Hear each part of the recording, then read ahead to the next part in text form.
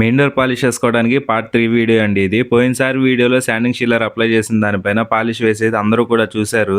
ఇకపోతే మీది అటాచ్డ్ శాలిటీ అయితే కిటికీకున్న గ్లాసెస్ ఖచ్చితంగా ప్యాక్ చేసుకోవాలి. ఎందుకంటే మనం క్లియర్ కోట్స్ అప్లై చేసేప్పుడు గ్లాసెస్ పాడైపోయే అవకాశం ఉంటుంది.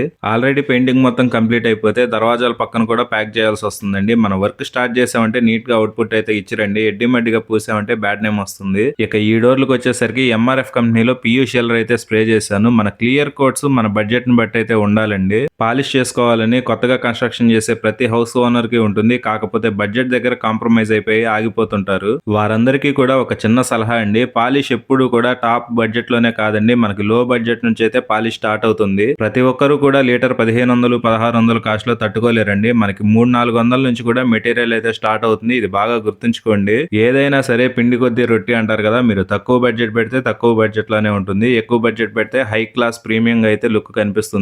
ఈ షీలర్ ప్రాసెస్ ఎలా మిక్స్ చేశాను, ఎలా స్ప్రే చేశాను అనేది నెక్స్ట్ పార్ట్ లో అయితే చూపిస్తాను. ఈ వీడియో నచ్చితే లైక్ చేసి మన ఛానల్ సబ్స్క్రైబ్ చేసుకోవడం మర్చిపోకండి. నెక్స్ట్ వీడియోలో మళ్ళీ కలుద్దాం. బై.